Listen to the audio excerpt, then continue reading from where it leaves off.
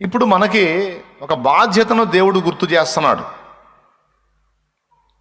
ఈ సందర్భంలో మళ్ళీ ఒక్కసారి మీకు చెప్తాను, మీ సమస్యలు, బాధలు, ఇరుకులు, ఇబ్బందులు, అప్పులు, తిప్పలు, రోగాలు, నొప్పుల గురించి మీరు చింతపడొద్దు.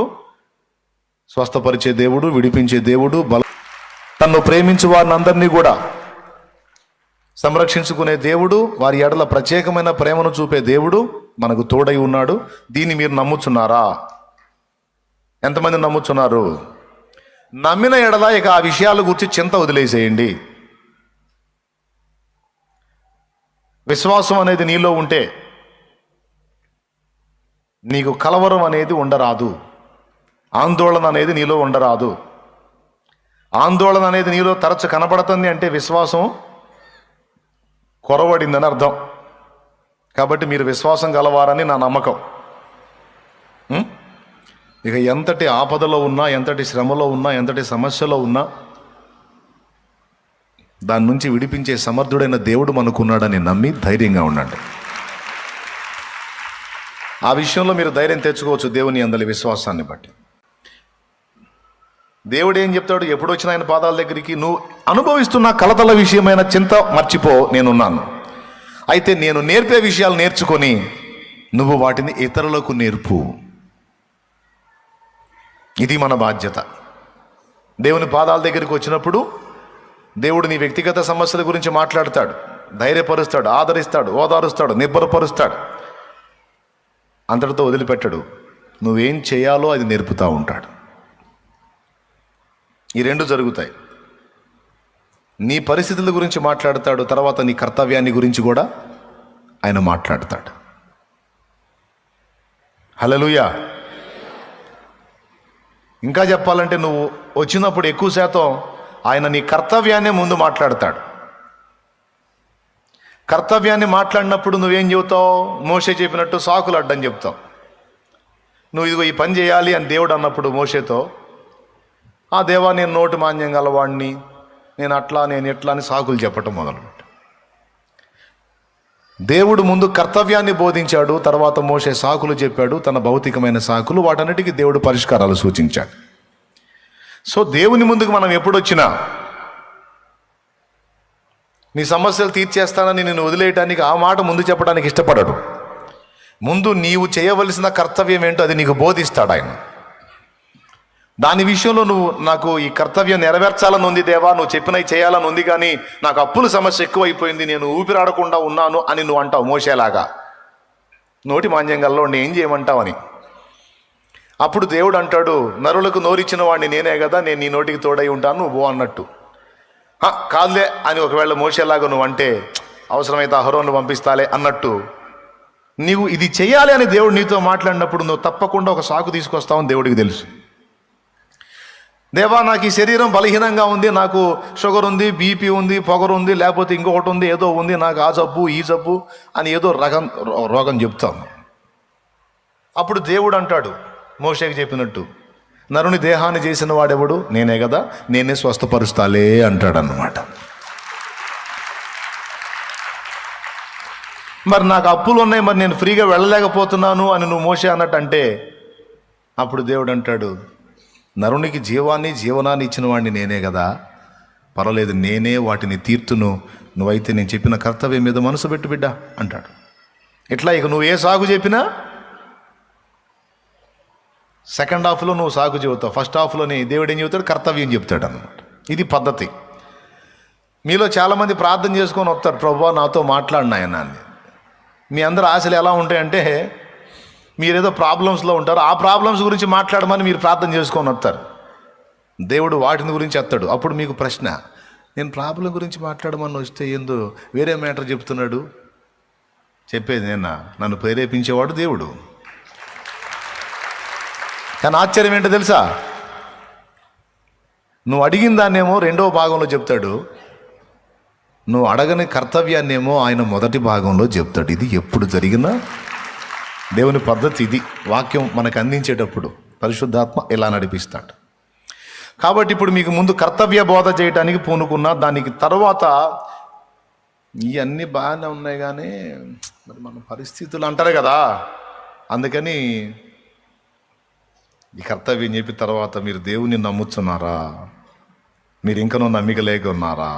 లేదు నాయన నమ్ముచున్నాం. మరి మీరు ఎందుకు భయపడుతున్నారు వాటి గురించి? అయిపోయింది. ఏమైపోయింది? మ్యాటర్ ఒక వైనానికి వచ్చింది కదా. ఇప్పుడు కర్తవ్యం చెప్తా. మీకు ఇంకెవరికైనా కలవరం ఉందా మీ సమస్యల గురించి? లేదు. నాకు బోల్డన్ ఉన్నాయి, నాకు కలవరం లేదు. ఎందుకంటే మీకు నాకు ఆయన తెలుసు. ఎవరు తెలుసు? ఆయన ఏందో తెలుసు, ఆయన జ్ఞానం తెలుసు, ఆయన బలం తెలుసు, ఆయన సామర్థ్యం తెలుసు, మనల్ని ఆయన ఎంత ప్రేమిస్తున్నాడో తెలుసు. మహాజ్ఞాని అయినవాడు, మహాబలవంతుడైన వాడు, మనల్ని పిచ్చిగా ప్రేమించేవాడు మనకు తోడై ఉన్నాడు. ఇది నేను గుడ్డిగా నమ్ముతా. గుడ్డిగా ఏముందిలే, కళ్ళు తెరిసే నమ్ముతా. కళ్ళు మూసి నమ్ముతా, కళ్ళు తెరిసి కూడా నమ్ముతా. ఎందుకంటే అది నిజం కాబట్టి. 100కి 200, 150, 300, 450% నిజం కాబట్టి. అన్ని శాతాలు ఉండవులే. 100కు 100% ఉంటుంది, కానీ 450% కూడా అది నిజం. అంటే అంత అతిశయోక్తిగా చెప్తున్నాను నేను.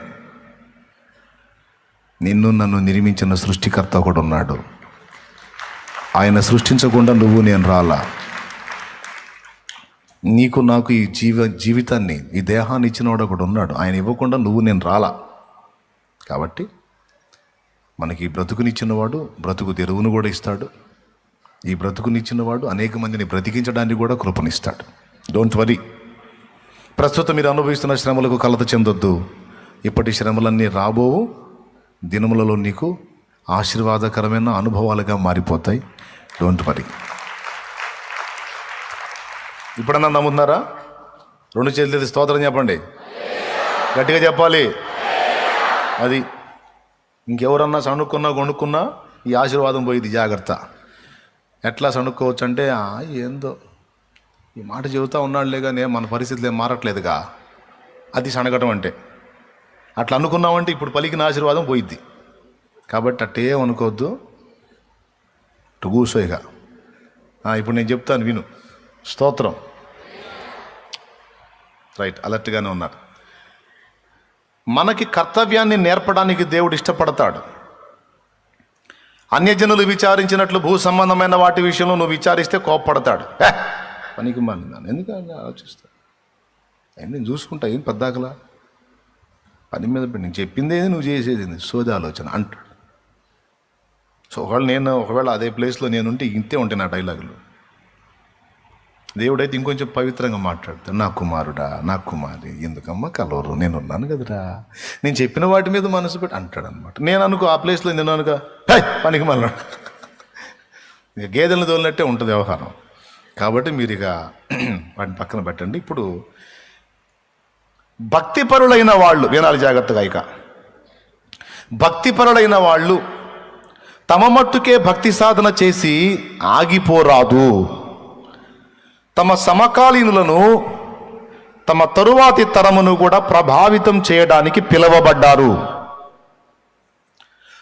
నాడు యెహోషువ దినములలో యెహోషువ చేత బోధింపబడిన వారు తమ మట్టుకు తాము భద్రంగా ఉన్నారు, కానీ తమ తరువాతి వారిని ప్రభావితం చేసే విషయంలో వారు ఫెయిల్ అయ్యారు. ఫలితంగా తర్వాతి తరానికి దేవుని గూర్చి చెప్పేవాడు లేకుండా పోయాడు. కానీ దేవుడు ఇది మనకెందుకు రాయించి పెట్టాడంటే, మనకు ముందున్నటువంటి మన పితరులు, మనకు ముందున్నటువంటి భక్తిపరులు, వాళ్ళు దేవుని గురించి మనకు బోధించారు, పాటలు రాశారు, పాడారు, ఉపదేశాలు చేశారు, వాటిని భద్రపరిచారు, ఒక నిధిలాగా మనకిచ్చారు. కానీ ఇప్పుడు మీరు గమనిస్తే జస్ట్ మనకు ముందు తరంలో ఉన్న భక్తికి ప్రస్తుతం ఉన్న భక్తికి చాలా తేడా వచ్చింది. చాలా తేడా వచ్చింది. ఇప్పుడంతా భక్తి లోతైన అనుభవాల్లో గుండా రావట్లేదు, కానీ నీళ్ల మీద తేలి ఆడినట్లుంది. అంత పైపైన ఉంది. దేవునితో లోతుగా అనుబంధాన్ని ఏర్పరచుకొని దేవునితో లోతైన సహవాసాన్ని కలిగి ఉండేటువంటి వ్యక్తులని బహు తక్కువ మందిని చూస్తాం మనం. అగ్రనాయకత్వాల్లో, అగ్రపీఠాల్లో ఉన్నటువంటి వాళ్ళల్లో సైతం సరైనటువంటి లోతు కనిపించట్లా. అర్థమైందా? ఇది తర్వాతి తరాన్ని చాలా ప్రమాదంలో పడేసే అవకాశం ఉంది. తర్వాతి తరాన్ని చాలా డేంజర్లో పడేసే ఛాన్స్ ఉంది. ఎందుకంటే నాగరికత ఆనాడు కొంచెం తక్కువగా ఉంది, ఈనాడు నాగరికత విస్తరించింది. ఈనాడున్న వస్తు సౌకర్యాలు అనుకూలతలు ఆనాడు లేవు. ఆనాడు వాళ్ళు ఏదన్నా టైంపాస్ చేయాలంటే వాళ్ళకి ఈరోజు ఉన్నటువంటి సౌకర్యాలు లేవు. కానీ ఈరోజు మనిషి తన టైంని వెచ్చించడానికి బోల్డ్ అన్ని సదుపాయాలు, ఇంకా చెప్పాలంటే సెల్ ఫోన్ అందుబాటులోకి వచ్చినాక అసలు టైమే దొరకట్ల జనాలకి. దేనికి? చాలా విషయాలకి టైమే దొరకట్ల. ఎందుకంటే రోజులు గంటలు తినవతలు పడేస్తుంది. అర్థమైందా? గుండ్రాయి అని ఉంటుంది చిన్నప్పుడు మన ఇళ్లలో. గుండ్రాయి ఐడియా ఉందా? గుండ్రాయితో చిన్నపిల్లలు వాంపాలు దినుసులు నోరొచ్చు, కుంకుడుగాయలు కొట్టవచ్చు, పిచ్చరేగిందంటే పళ్ళు కూడా ఓడగొట్టుకోవచ్చు. ఐడియా ఉందా? కుంకుడుగాయలు కొట్టవచ్చు, పిల్లలకు వాంపాలు దినుసులు నూరిపోయచ్చు, చిరాకు పుడితే తీసుకొని మాకు మూతికి పెట్టి కొట్టినట్టు పళ్ళు మొత్తం రాళ్ళు కొట్టుకోవచ్చు, ఇబ్బంది ఏం లేదు. ఇప్పుడు సెల్ ఫోన్ అట్టుందన్నమాట గుండ్రాయిలాగా. కాకపోతే ఆ గుండ్రాయి బరువు ఉంటుంది, అది జేబులో పెట్టుకోవాలి కాదు. ఈ గుండ్రాయి మాత్రం వెయిట్లెస్ గుండ్రాయి అన్నమాట. దీన్ని పద్ధతిగా వాడితే ప్రయోజనం, పద్ధతి మారి దాన్ని వినియోగిస్తే పళ్ళు రాలటం ఖాయం. భ్రష్టు పట్టచ్చు, ఇతరులను కూడా పట్టించవచ్చు. లేదా దాన్ని పద్ధతిగా వాడితే మనం బాగుపడవచ్చు, ఇతరులను కూడా బాగు చేయొచ్చు. ఈరోజు నాగరికత విస్తరించింది. ఈరోజు ఉపవాస ప్రార్థనల్లో దేవుని దగ్గర కనిపెట్టుకునే అనుభవాలు తక్కువ. ఈరోజు రాత్రుల్లో దేవుని పాదాల దగ్గర కనిపెట్టుకొని ప్రార్థించేటువంటి భక్తులు, వాళ్ళ రోషం ఆ కసి తక్కువ. ఈరోజు దేవునితో కొంతకాలం ప్రత్యేకించుకొని గడిపిన అనుభవాలు పూర్తిగా లోకానికి వేరై దేవునికి సమీపమై ఆయన సాహచర్యంలో సహవాసంలో మునిగి తేలిన అనుభవాలు కొరవడిపోయినాయి, మారిపోయింది. చూస్తానే మారిపోయింది. ఈరోజు ఎంత తేడా వచ్చిందంటే చెప్తున్నా. నాడు అపోస్తలులు తాము మరుగై ఉండి ప్రభునామాన్ని మహిమపరచడానికి చాలా కష్టపడ్డారు. ఈరోజు సేవకత్వంలోనికి వచ్చిన తరువాత ఒకప్పుడు లోకాశ, శరీరాశ, నేత్రాశ, జీవపుడంబం ఉండకూడదు, వాటిని విసర్జించి ప్రభువుని హత్తుకోవాలని భక్తి మొదలుపెట్టినటువంటి భక్త సమాజము ఈరోజు జీవపు డంబానికి పరిగెత్తే పరిస్థితి ఎక్కువైపోయింది. ఎవరికి వాళ్ళే యేసు నామాన్ని మహిమపరచడం అటుంచి యేసు నామము ద్వారా తమను తాము మహిమపరచుకోవడానికి వెతుకునేటువంటి పరిస్థితి ఈరోజు భయంకరంగా కనపడుతుంది. ఈ దరిద్రంలో ఎవరు మినహాయింపు కాదు.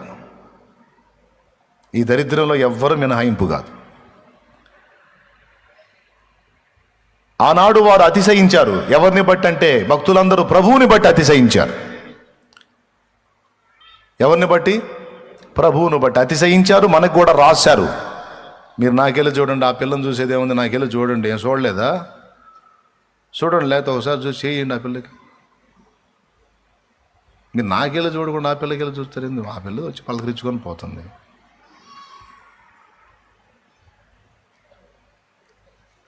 పౌలు ఏమని రాశాడు? అతిశయించువాడు ప్రభువునందే. రైట్. కానీ ఈరోజు ఒక్కొక్కడు దేన్ని బట్టి అతిశయపడుతున్నాడో మీరు చూడొచ్చు.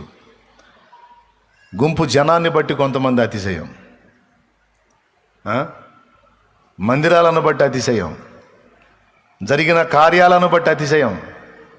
మా దగ్గర ఇంత, మా దగ్గర అంత, మా దగ్గర ఇలా, మా దగ్గర అలా. ఓహోరే నాయన, ఈ డబ్బా బాదుళ్ళు ఎక్కువ. పచ్చిగా మాట్లాడుతున్నావు. ఈ దరిద్రం మన దగ్గర కనపడ్డా మనం కూడా ఈ తప్పు ఒప్పుకోవాల్సిందే. ఇందులో ఎవడు మినహాయింపు లేదు. మాట్లాడే నేను మొదలుకొని ఇప్పుడు ప్రకటింపబడుతున్న ప్రతి ప్రదేశంలోని వ్యక్తులందరిలో కూడా ఈ కరెక్షన్ జరగాలి. ఎందుకంటే చూస్తానే తప్పుడు మాదిరిలోనికి అందరూ లాగబడే పరిస్థితిలోకి వెళ్ళిపోతా ఉన్నారు. తప్పుడు మాదిరిలోకి లాగబడుతున్నారు. అది ప్రమాదం. అర్థమైందా? మామూలుగా వాక్యం చెబితే, మామూలుగా ప్రార్థన చేసి, మామూలుగా కూటం పెడితే ఎవడు రాట్లా. దెయ్యాలు ఎల్లగొట్టే పరిచర్య మొదలు పెడితే పిచ్చగా వస్తున్నారు. ఇందులో వర్కౌట్ అవుతుంది కొద్దిగా, ఈ గిరాకీ బాగుంది, బేరం బాగా జరుగుతున్నట్టయితే అని కొంతమంది ఈ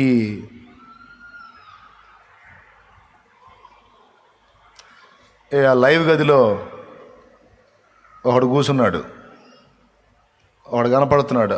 ఇక్కడ కూర్చున్న వాళ్ళ పనికి మాలిన వాడు ఆడు కూర్చున్నాడు. ఆ కెమెరా కనపడుతుంది నాకు స్క్రీన్ మీద. వాడిని ఆహ్వానించండి మందిరంలోకి. ఇంక చెబుతా, ఆ లైవ్ గదిలో ఎవడన్నా కూర్చుంటే అంతర్జాతీయంగా పరువు తీస్తా. దేవునికి స్తోత్రం. లేకపోతే అక్కడ కూటం జరుగుతుంది, అక్కడ గుంపు కూర్చుంటున్నారు. అయిపోయింది, పెద్ద ముదురులు అయిపోయారు, సీనియర్లు అయిపోయారు. ఇంక వాళ్ళకి నేను ఇక్కడ చెప్పే వాక్యం అవసరం, ఆడు కూర్చొని వింటుంటారు అన్న. పచ్చిగా కూడా తిడతా. ఇక జాగ్రత్త. చెప్పండి, స్తోత్రం చెప్పండి, గట్టిగా చెప్పాలి.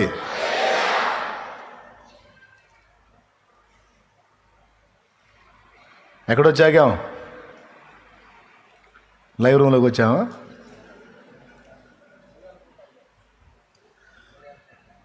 బేరం బాగా జరగాలంటే ఏం కూటం కావాలా? దెయ్యాల అమాయకుల అజ్ఞానాన్ని ఉపయోగించి ఉన్నది లేకుండా లేదు ఉన్నట్టుగా చెప్పి భ్రమపెట్టి భయపెట్టి వాళ్ళ బలహీనతలతో ఆడుకునేటువంటి పనికి మాలిన నైజం. చచ్చిపోయిన మనుషులు దయ్యాలు అవుతారని బైబిల్ చెప్పిందా? చెప్పలా. కానీ చచ్చిపోయిన మనుషులకు దయ్యాలు పట్టిందని దయ్యాలతో ఇంటర్వ్యూలు పెట్టి వాటిని హైలైట్ చేసి వాటిని వీడియోలు తీసి వాటిని చిలువలు పలువలుగా ప్రచారాలు చేసి తద్వారా గుర్తింపు ఘనత పొందడానికి ఏదో ఒక అబద్ధం మీద ఈరోజు ఆ భ్రష్ట స్థితికి కొంతమంది దిగజారిపోయారు. కారణం, కొంతమంది అలాంటి మాదిరి ఇచ్చారు వాళ్ళకి. నాయకగణంలో కొంతమంది అలాంటి దిక్కుమాలిన మాదిరి ఇచ్చారు, ఫలితంగా అట్ట తయారయ్యారు. ఈరోజు యేసు నామాన్ని ఊరేగిద్దాం, యేసు నామాన్ని మహింపరుద్దాం, యేసు నామం కోసం తిప్పలు పడదాం అన్నది పోయి యేసు నామమును ఎలా ఉపయోగించుకొని మనం హైలైట్ అవ్వచ్చు, యేసు నామాన్ని ఎలా ఉపయోగించుకొని మనం క్లిక్ అవ్వచ్చు, యేసు నామాన్ని ఎలా ఉపయోగించుకొని మనం ఊరేగింపులు పొందొచ్చు అనే పరిస్థితికి ఈనాటి సేవక గణం దిగిపోయింది. ఇలాంటి వాళ్ళ కోసమా దేవుడు ఎదురు చూస్తున్నాడు? సాక్షాత్తు యేసు ప్రభువే ఏమని మాట్లాడాడు తెలుసా? నేను నా సొంత మహిమను వెతకడానికి రాలేదు, నేను నన్ను పంపిన వాని మహిమను వెతకడానికి వచ్చాను అన్నాడు ఆయన. ఎన్నెన్నో కార్యాలు చేసి తన్ను ప్రసిద్ధి చేయవద్దు అని చెప్పాడు. ఈరోజు ఆ దేవుడు, ఆ ప్రభు ఏదైనా ఒక కార్యం చేస్తే దాన్ని గోరంతను కొండంతలుగా చేసి, ఇదిగో ఫలానా అయ్యగారు చేస్తే, ఫలానా అమ్మగారు చేస్తే ఇలా అలా అని ఎటుపోయింది, మారిపోయింది. తరము వెంబడి తరం భక్తి విషయంలో ఒక్కొక్క మెట్టు దిగుతా వస్తుంది. చివరికి ఇది ఇక ఏ స్టెప్ తీసుకుంటుందో ప్రశ్నార్థకం భవిష్యత్తు. అయితే సంఘం ఇలా భ్రష్టు పట్టడం, సంఘం ఇలా బలహీనపడటం అన్య సమాజానికి ప్రమాదం, దేశానికి నష్టం. సంఘం క్షేమాభివృద్ధి పొందితే దేశానికి క్షేమం, సంఘం దిగజారిపోతే దేశానికి దరిద్రం. అందుకే ఇప్పుడు మనందరం కూడా భక్తి విషయంలో మన కర్తవ్యాన్ని గుర్తుపట్టాలి, ఆత్మీయత విషయంలో మన కర్తవ్యాన్ని గుర్తుపట్టాలి, దేవుని మహిమను వెతుకుటలో మన కర్తవ్యాన్ని మనం గుర్తుపట్టాలి. స్వీయ మహిమను గాక అహానికి పోక దేవుణ్ణే మహిమపరుచుకుంటూ ఆయన మహిమనే వెతుక్కుంటూ సాగిపోయేటువంటి భక్తులు లేవాలి. అలాంటి భక్తులను ప్రోత్సహించాలి. అలాంటి భక్తుల మాదిరిని అక్షరాల తీసుకోవాలి ప్రియులారా. ఎందుకంటే జరగాల్సింది అది. లేకపోతే చివరికి యేసుని ఎరగని తరం వచ్చే అవకాశం ఉంది. యెహోవాని ఎరగని తరం అంటే ఏంటో తెలుసా? నామం తెలుసు. మన పితరుల దేవుని పేరేందిరా? యెహోవా. నామం తెలుసు, కానీ ఆయన స్వభావం తెలియదు. యెహోవాను ఎరుగుట అంటే ఆయనను గూర్చి తెలుసుకొనుట, ఆయన ఆంతర్యాన్ని గుర్తెరుగుట. మనం అంటాం కదండి, మీ నాన్న నాకెందుకు తెలియదు, నేను బాగా ఎరుగుతున్నా మీ నాన్నని. ఎరుగుతున్నా అంటే ఆయన బలము బలహీనత, ఆయన మంచి చెడ్డ అని తెలుసు నాకు అని. యెహోవాను ఎరగని తరం అంటే ఆయన ఏందో, ఆయనకి ఏది ఇష్టమో, ఆయనకి ఏది ఇష్టం లేదో, ఆయన దేన్ని బట్టి బాధపడతాడో, ఏది చేయమని కోరాడో, ఏది చేయొద్దని కోరాడో, ఇదంతా కూడా ఎరగని తరం. పేరు తెలుసు. మీ పితరుల దేవుడి పేరేందిరా? యెహోవా. ఆయన గురించి ఇంకేమన్నా చెప్తావా? మాకు తెలియదు. భవిష్యత్తు ఎట్లా అయిపోతుందంటే, మీ పితరులు ఆరాధించిన దేవుడు ఎవరంటే యేసు. ఆయన గురించి చెప్పండి, మనకు తెలియదులే. ఇప్పటికే కొంత వచ్చేసింది ఆ తరం. ఇక ముందు ఇంకా అది వ్యాపించబోతుంది. అందుకే ఒక హెచ్చరిక చెప్పడానికి ఈరోజు ప్రేరేపించబడ్డాను పరిశుద్ధాత్మ ద్వారా. వాడిపోతున్నటువంటి భక్తి, ఆత్మీయత, నైతిక విలువల్ని కాపాడటానికి మనం ప్రార్థించాలి. మన వంతు ప్రయత్నం మనం చేయాలి. ఈ భారం కలిగిన సంఘాలు కొన్ని ఉన్నాయి భూమి మీద, కొన్ని ఉన్నాయి. ఆనాటి ఆత్మీయతను, ఆనాటి భక్తిని, ఆనాటి క్రమాన్ని, క్రమశిక్షణను ఇప్పటికీ కొనసాగిస్తున్నటువంటి భక్త సమాజాలు కొన్ని ఉన్నాయి. అందులో మనదొకటి కావాలి. ఇది నా కోరిక. హల్లెలూయా. అందులో మనదొకటి కావాలి. నాకు ముందు తరంలో ఉన్న భక్తుల మాదిరిని నేను అనుసరించి వారి వలె ప్రభువుని మహిమపరచాలని, వారి వలె ప్రభువుని ఆరాధించాలని, వారి వలె ప్రభువుని సన్నుతించాలని, వారి వలె ఆత్మలను రక్షించాలని, వారి వలె సంఘములను కట్టాలని, వారి వలె దేవుని పనిని మహిమకరంగా జరిగించాలని నేను పూనుకుంటే దాన్ని బైబిల్ గ్రంథం చెప్పింది పెద్దలను అనుసరించుట అని. కానీ ఈనాటి భ్రష్ట సమాజం ఏమందో తెలుసా? ఈనాటి భ్రష్ట సమాజం, యెహోవాను యేసును ఎరగని నీచతరం ఏమందో తెలుసా? కాపీ కొట్టాడు అంటుంది.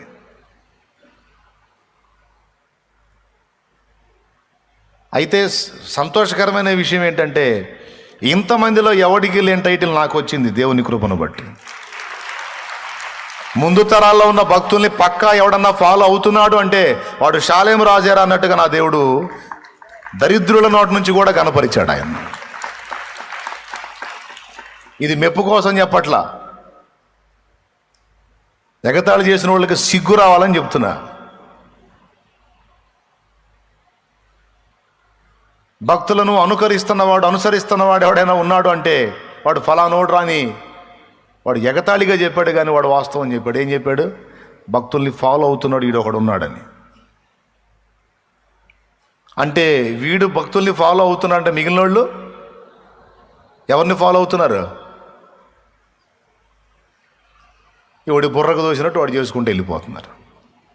కానీ ముందు తరాల్లో ఒక పద్ధతి ప్రకారం, ఒక క్రమాన్ని అనుసరించి పని చేసుకుంటా పోయిన భక్తుల మాదిరిని తీసుకొని ప్రయాణం చేస్తున్నది దేవుడు మనకు అనుగ్రహించిన ఈ పరిచర్య.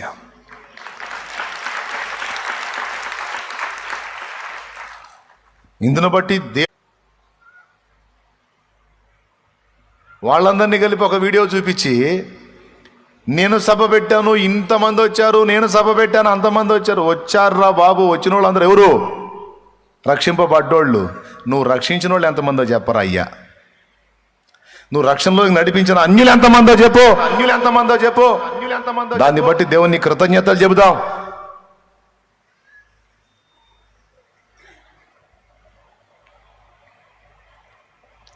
సభలు చూస్తే హడావుడి, ఆపరేషన్ గ్రాండ్ సక్సెస్.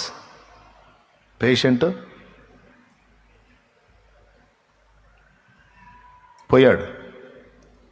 ఆపరేషన్ అండి సూపర్గా జరిగిందండి, అస్సలు ఇంతవరకు కని విని ఎరుగని రీతిలో జరిగిందండి. మరి పేషెంట్ చచ్చిపోయాడులేండి. మరి పేషెంట్ చచ్చి ఆపరేషన్ సక్సెస్ అంటారు అయ్యా. అది అసలు ఎన్ని గంటలండి? 7 గంటల ఆపరేషన్ అండి బాబు, ఇంతవరకు ఊరు చేయలేదు.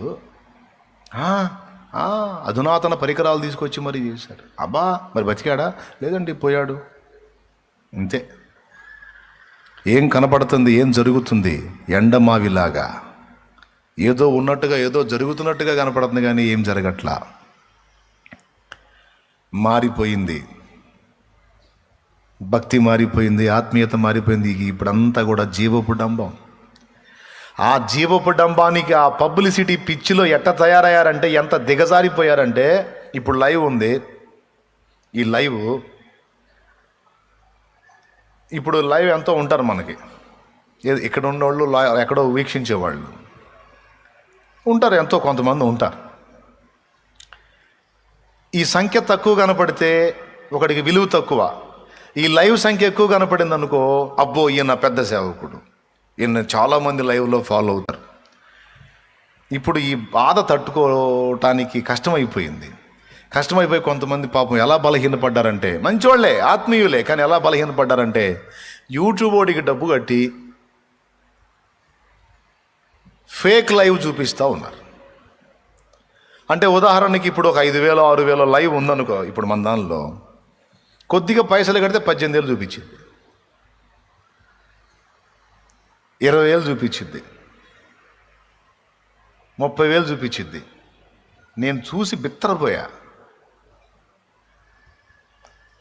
ఎందుకు ఇట్లా అంటే, జీవపు డంబం అనేది, పబ్లిసిటీ వ్యామోహం అనేది, ప్రచార ఆర్భాటం అనేది, గుర్తింపు కొరకైన తపన అనేది ఏ స్థాయిలో ఉందో చూస్తే మతిపోతుంది. అంటే దీన్ని బట్టి భక్తిలో ఎంత కిందికి దిగజారిపోయారో మనం అంచనా వేయొచ్చు. అంటే అది వాస్తవమా? నిజంగా అంతమంది చూశారా? ఉన్నారా? లేదు. కానీ ఎందుకు అలా బలహీనపడ్డారు? లేని దాన్ని ఉన్నట్టు చూపించి ఎదుటివాడిని ఫ్రాడ్ చేయటం కిందకు వచ్చింది కదా. అది అవసరం లేదు కదా. నీకు ఇచ్చింది 100 మంది అయితే నష్టమేందంట, 150 మంది అయితే నష్టమైంది, 200 మంది అయితే నష్టమైంది, 400 మంది అయితే నష్టమైంది తమ్ముడు. అసలు అయినా ఇంతమంది అంతమందిని చూపించుకుని ఎచ్చులు ఎందుకు పడాలి మనం? అది నీ గొప్ప నా గొప్ప కాదే. ప్రాణం పెట్టినోడు ఆయన, స్వరక్తం ఇచ్చి సంపాదించినోడు ఆయన, చిత్రవదను అనుభవించినోడు ఆయన. అసలు మనుషుల మెప్పు అంతటికంటే గొప్ప మెప్పు ఏంటి? దేవుని దగ్గర నా సేవకుడు అని ఆయన పిలిచిన పిలుపు కంటే గొప్ప కిరీటం, గొప్ప మహిమ ఇంకేముంది? తక్కువ చూస్తే నష్టమైంది, ఎక్కువ చూస్తే నష్టమైంది. ఈరోజు అలా అయిపోయింది. డబ్బులు ఇచ్చి ఎదురిచ్చి పబ్లిక్ చేసుకోవటానికి అన్నిట్లో వచ్చేసింది. ఇదంతా ఒక్కొక్కళ్ళు చేస్తున్న పనులు, ఒక్కొక్కళ్ళు చేస్తున్న ప్రచారాలు చూస్తూ ఉంటే కొద్దిగా ఇబ్బంది పడతా ఉన్నాను నేను. కొద్దిగా అది గట్టిగానే ఇబ్బంది పడుతున్నా. ఎందుకంటే ప్రజల ముందు కనబడుతున్న వ్యక్తులు సరైన మాదిరిని ఇవ్వకపోతే, ఇప్పుడు వీళ్ళు ఎంత దరిద్రంగా ఉన్నారో తర్వాతి తరం అంతే దరిద్రంగా వచ్చింది. ఇంకా చెప్పాలని ఇంకా దరిద్రంగా వచ్చింది. వీళ్ళు ఇప్పుడున్న మన తరం సేరనుకో, తర్వాతి తరం ఇంకొక సవాసేరు మిక్స్ చేసి మొత్తం కలిపి చూపించింది అన్నమాట.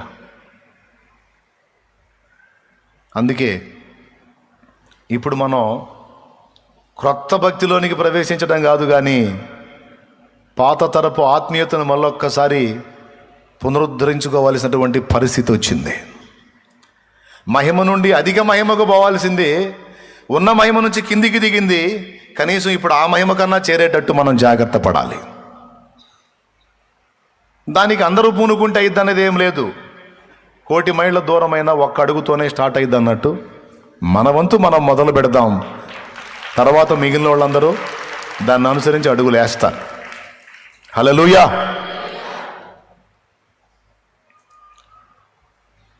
ఎంతమందికి అర్థమైంది నేను చెప్పింది? ఈరోజు లైవ్ని నమ్మటానికి కూడా లేదు. ఈరోజు యూట్యూబ్లో కనపడుతున్న అబ్బో అంత ఇంత అన్న హడావుడిని కూడా నమ్మటానికి లేదు. మొత్తం ఫేక్ వచ్చేసింది, దెబ్బ పడిపోయింది. అతిశయించువాడు ప్రభువునందే అతిశయించాలని దేవుని గ్రంథంలో రాశాడు. కిరీటము తరతరములుండునా అని హెచ్చరించాడు. ఎందుకురా అయ్యా ఈ తపన? వదిలేస్తిరి కదరా, శరీరాశ వదిలేశాను, నేత్రాశ వదిలేశాను, జీవపుటమ్మ వదిలేశాను, నేను లోకానికి సిలువ వేయబడ్డాను ప్రభువా నీ మహిమ కొరకే అన్నావు కదరా నువ్వు సేవకు వచ్చినప్పుడు. ఆ మాటే కదరా నువ్వు సేవకు వచ్చినప్పుడు, ఆ పదంతో కదరా వచ్చావు. ఇప్పుడేంట్రా నాయన? మనుషుల గుర్తింపు కొరకు, మనుషుల ఘనత కొరకు, మనుషుల గొప్ప కొరకు ఎందుకు ఇంత తపన పడుతున్నావు? వాళ్ళతో చూసి వీళ్ళతో చూసి వాళ్ళతో పోల్చుకొని వీళ్ళతో పోల్చుకొని ఎందుకు బరి తెగించి మరి అడుగులేస్తున్నావు?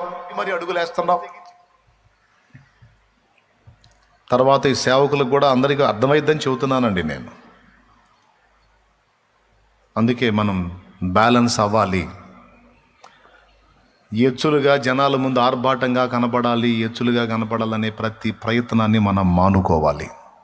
నాతో ఉండే వాళ్ళకు కూడా చెప్తున్నాను నేను, ఆర్భాటంగా మనల్ని మనం చూపించుకోవడానికి ప్రయత్నించే ప్రతి ప్రయత్నం మానుకోవాలి.